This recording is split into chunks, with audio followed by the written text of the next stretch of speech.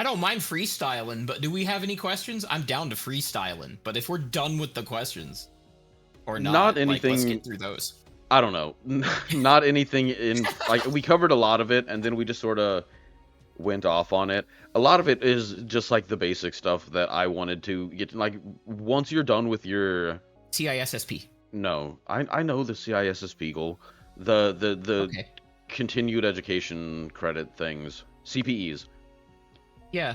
Like, do you plan on still doing the basically continuing to teach for free, or Yeah. are you planning on shifting your content? I know you said you wanted another day where it was completely off-brand. Well, there's a lot of things I want to do with my son because my son wants to stream, and because of things my dad said to me that turned out to be like really bad advice, I don't ever want to tell him that's a bad idea and you shouldn't do it, even if statistically that's the case. But I do want to get him into a place where he can learn that he actually doesn't like this, because I think he's in the frame of mind that it won't be work, and I want to like do a show with him so that he understands that it's work. And All if the he likes background it, controls. yeah, like if he likes it and keeps going and that becomes his thing, fine.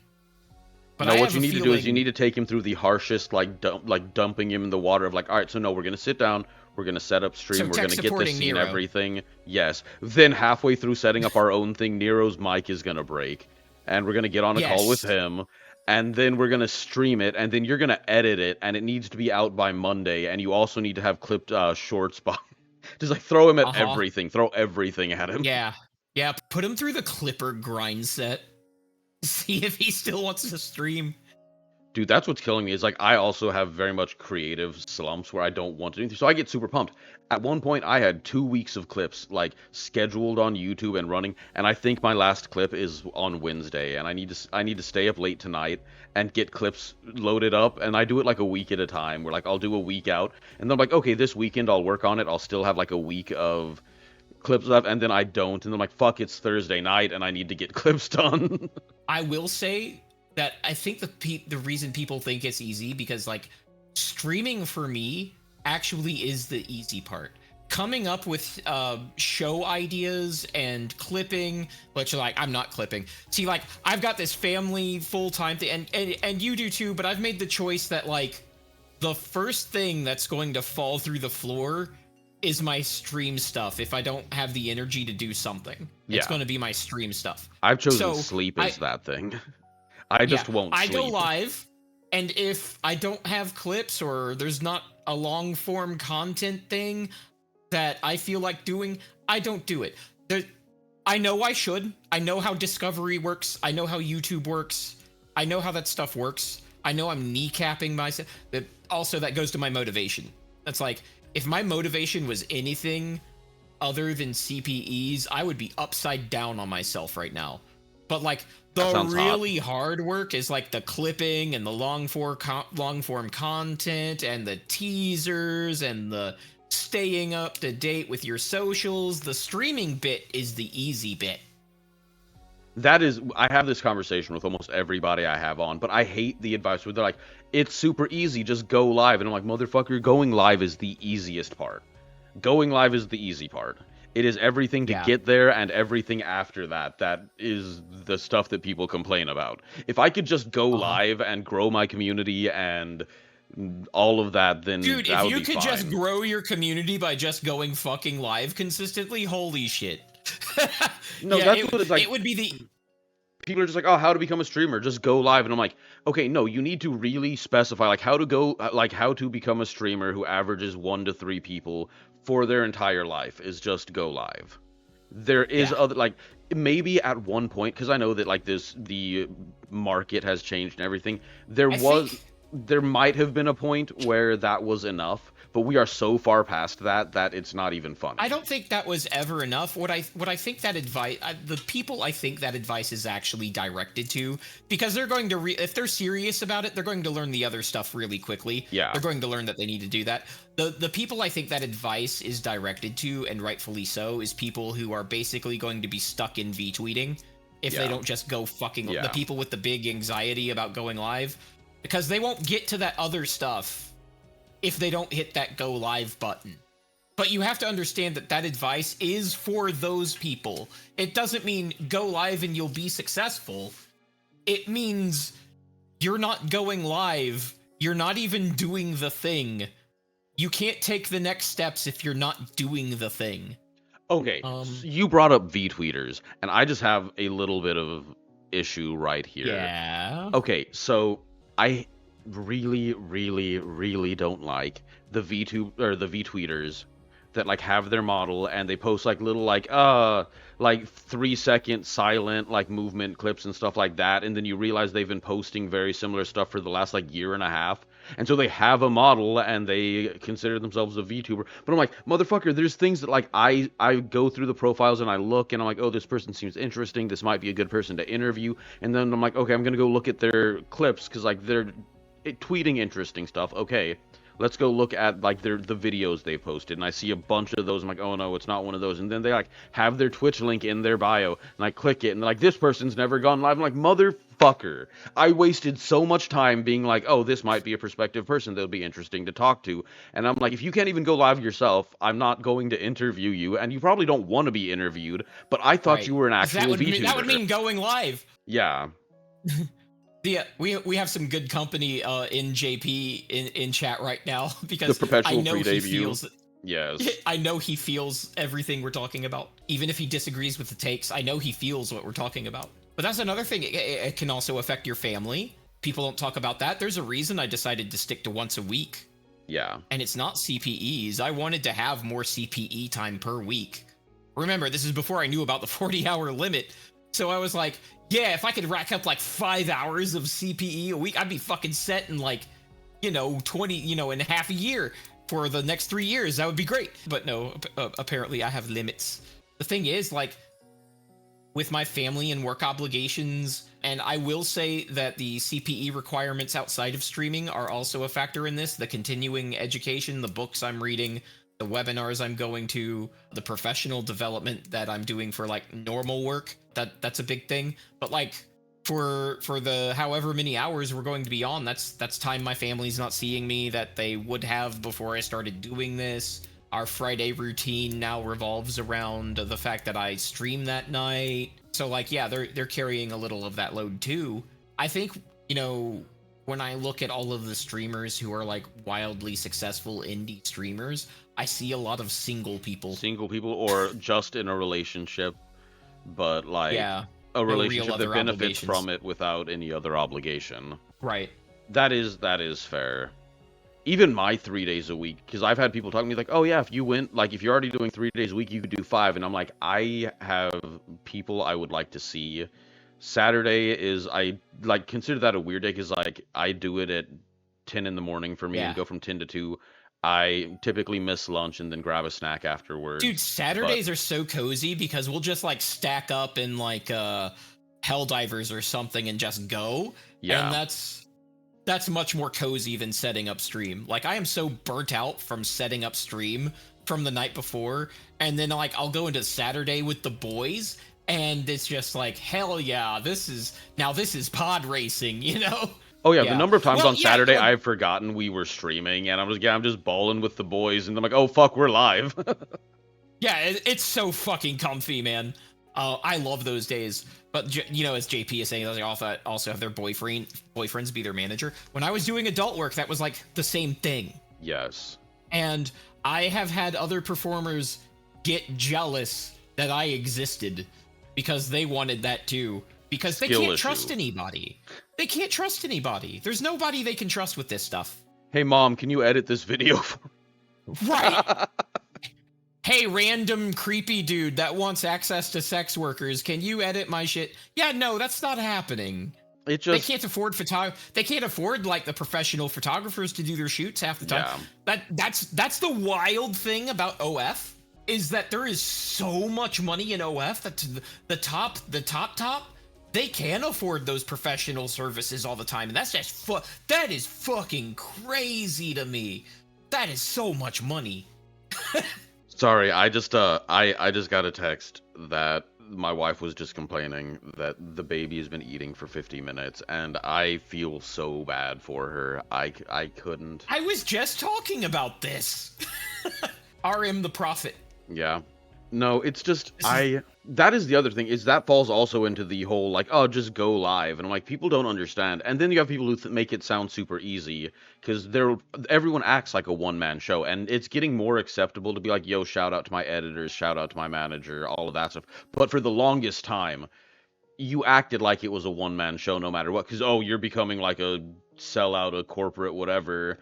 I remember when people found out Markiplier had an editor, and they're like, "What?" And it's like, yeah. "Motherfucker, I'm doing like 3 videos every day. Like, what the fuck do you Yeah. think?" That strikes me as weird because tell me if you've experienced different, but in my experience, fleshies are more transparent about the fact that they have editors and support staff than VTubers are. Yes, I would agree. I think part of it comes with the like weird misunderstanding of the whole JP, not JP and JP idol Japan, thing. yeah, Japan idol thing, because they're like, oh, the idols like that you're seeing, they're not going to talk about, oh yeah, and my makeup guy who made me look like this for 2 hours before I And came me, out and you, and stuff like that. And JP are on the same brain cell because yeah, accounting for stream delay, he was typing that as we were saying it. yep. Like, Yeah, there's the weird also, culture in VTubing. I think it comes from JP culture, idol culture. Yeah, brain cell. yeah. We're all sharing it. JP, I have had whole streams on how I think JP idol culture is making Western VTubers like literally less safe. Like I've had an entire stream on that topic. And for me, on my side, because I typically lean more on the emotional slash mental health side thing, where you are handling a lot of the security stuff, I just see it as great. We took it from that, but we're a bunch of American solo people trying to jump into this. And they're like, why the fuck am I not as good as Calliope Mori? It's like, because motherfucker, she's supported by a giant ass company and has tons of editors and tons of artists and all of that stuff, and you are sitting in a basement with your computer, like. And HoloLive, like HoloLive knows the rules. Yeah. That's the thing. It's not even that it's a big corporation. There's a lot of those that have failed. But like HoloLive knows the rules. Yeah, they know the culture. And so from my side, I look at it from you have people who are like only dipping their toe in it, but don't understand the rest of it, and then they are acting like, why am I not an idol? It's like, well, because you're only following like 1% of the rules. If that's the way you want to go, you got to commit to it, or you just say fuck it and don't. But you can't like sort of keep your foot in there and then wonder why it's not working on either side. See, and JP brings up something else. I need to make a long-form content about this that is like 15 minutes long, because people in streaming are too busy to watch other streamers. Like me and Ali have had this conversation too. It's like, I would love to watch more of your streams, but I'm tapped out from streaming. And like, there are so many people I wish I could catch more streams of. Raven, Ali, like I mentioned, Zeevee. There are definitely others. Nova, basically everybody in VBimbo. Oh, I've really been doing my best. Grimmy, but I anytime I can, like, I get Ali's in there. streaming right now. Like, yeah. Oh, does that mean we have someone to raid? We do. Ooh, but as long as she doesn't stop before we can go.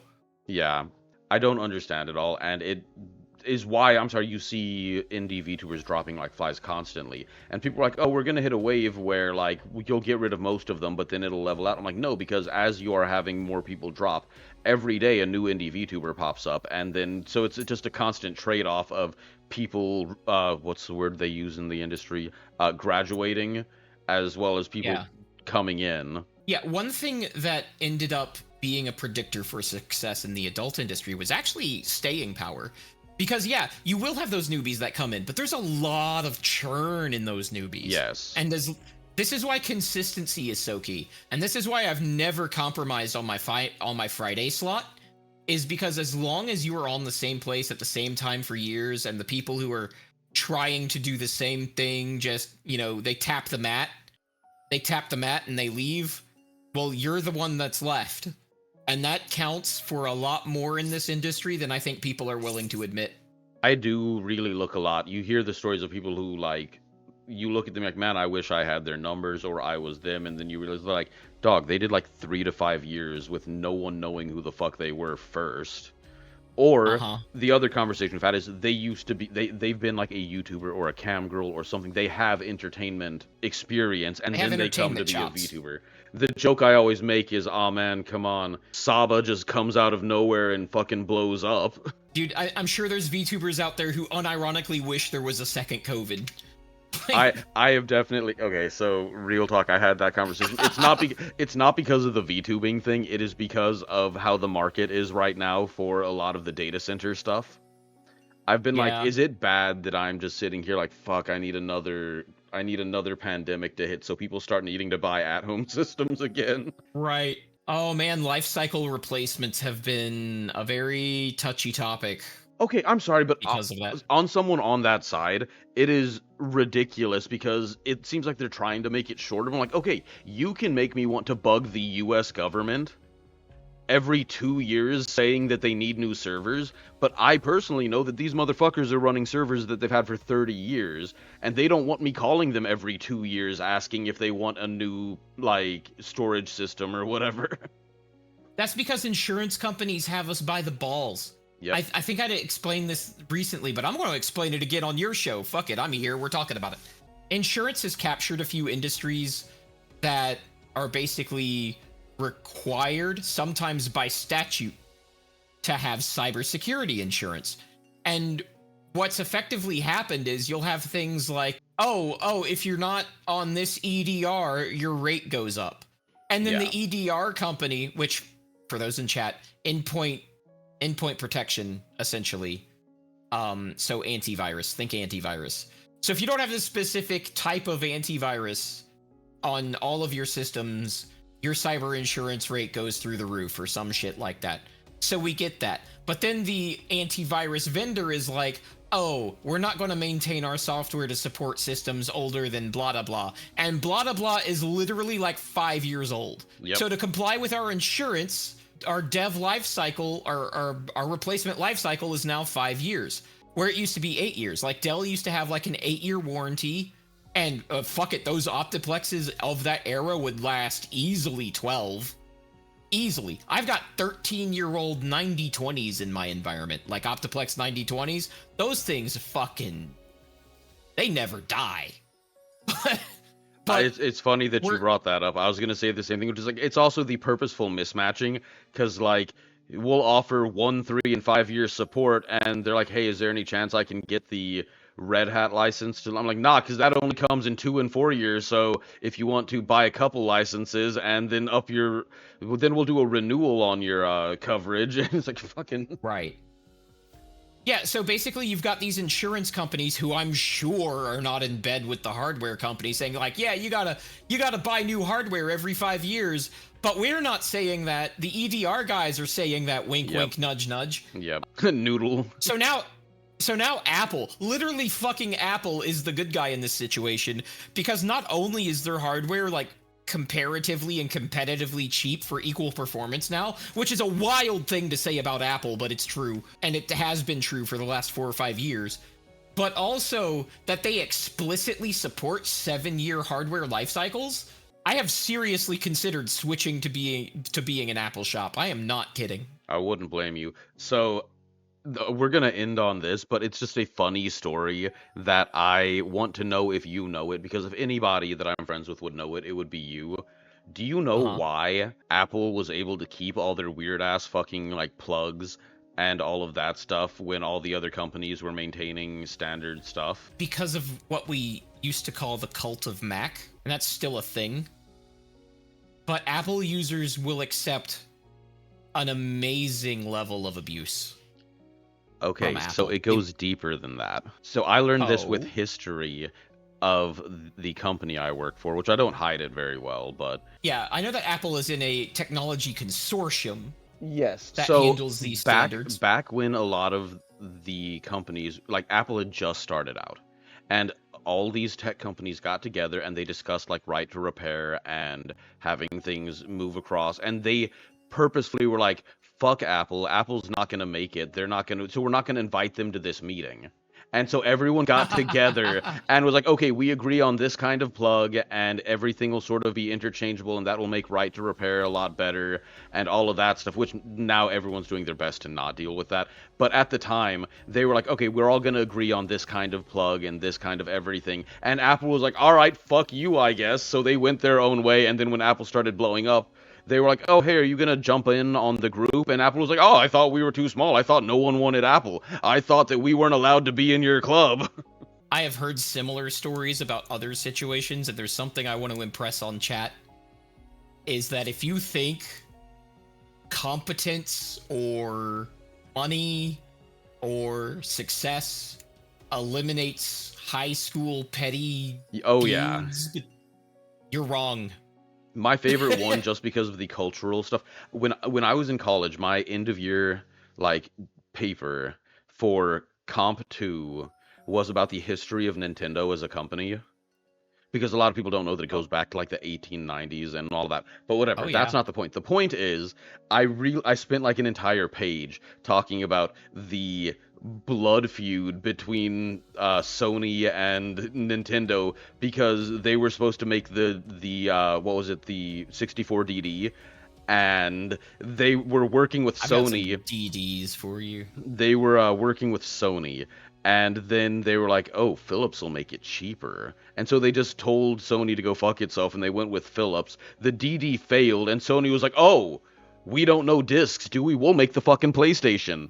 And it was a, like, feud. It was a very well-known thing that, like, it's not just, oh, I mean, you know, console exclusives. Like, no, Nintendo and Sony hated each other after that point. Oh, yeah. And I was just there think for that's that. hilarious. You could tell in the advertising, man. I Oh, grew yeah. up during that era, PS1. You could tell in the advertising that Yeah. they hated each other's guts, like Sega Nintendo levels of hate. 'Cause Like, that it was the another level thing. of stories where they it's like, hated each other's guts. where it wasn't just like, oh, we're competitors, obviously. It's like, no, like, if you found out a Sony employee, like, went to lunch and saw a Nintendo guy and talked to him, you're fired. Like, they Yeah. are the enemy. Yeah. In my experience, success only Yep. embeds up the pettiness deeper and eventually turns into a core identity in the industry. Exactly. Yes. Mm-hmm. You're not wrong. Because, like, when you're successful, it's like, I won, so I'm going to keep doing it. Yep. Pretty much.